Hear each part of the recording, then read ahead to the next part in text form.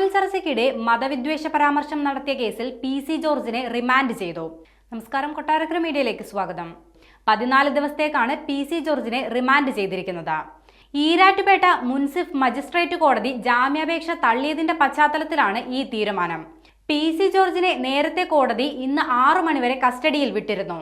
6 മണിവരെ ഈരാറ്റുപേട്ട പോലീസ് സ്റ്റേഷനിൽ ചോദ്യം ചെയ്യലിനായി കസ്റ്റഡിയിൽ തുടരുന്ന പി.സി. ജോർജിനെ വൈദ്യപരിശോധനയ്ക്ക് ശേഷം കോടതിയിൽ ഹാജരാക്കി ജയിലിലേക്ക് കൊണ്ടുപോകും.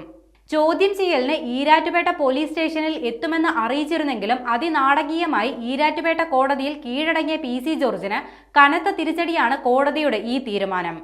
കേസിൽ ഇന്ന് രാവിലെയാണ് പി.സി. ജോർജ് കോടതിയിൽ കീഴടങ്ങിയത്. തിങ്കളാഴ്ച പോലീസിന് മുന്നിൽ ഹാജരാകുമെന്ന് കാണിച്ച് പി.സി. ജോർജ് കഴിഞ്ഞ ദിവസം ഈരാറ്റുപേട്ട പോലീസിന് കത്ത് നൽകിയിരുന്നു. എന്നാൽ കീഴടങ്ങലല്ലാതെ മറ്റു മാർഗങ്ങളില്ലെന്ന് നിയമോപദേശം കിട്ടിയതോടെയാണ് പി.സി. ജോർജ് കോടതിയിൽ നേരിട്ടെത്തിയത്. ബി.ജെ.പി. നേതാക്കൾക്കൊപ്പമായിരുന്നു പി.സി. ജോർജ് കീഴടങ്ങാൻ എത്തിയത്. പി.സി. ജോർജിനെ വീട്ടിലെത്തിച്ച ശേഷം അവിടെ നിന്നും പ്രകടനമായി സ്റ്റേഷനിലേക്ക് പോകാനായിരുന്നു ബി.ജെ.പിയുടെ തീരുമാനം. എന്നാൽ പ്രകടനത്തിന് പോലീസ് അനുമതി നൽകിയില്ല. സംഘർഷ സാധ്യത കണക്കിലെടുത്താണ് കൂടുതൽ പോലീസിനെ ഈരാറ്റുപേട്ടയിൽ വിന്യസിപ്പിക്കുകയും ചെയ്തത്. ജനുവരി 5-ാം തീയതി നടന്ന ചാനൽ ചർച്ചയിലാണ് പി.സി. ജോർജ് വിദ്വേഷ പരാമർശം നടത്തിയത്. മുസ്ലിങ്ങൾക്കെതിരെയായിരുന്നു പി.സി. ജോർജിന്റെ വിദ്വേഷ പരാമർശം.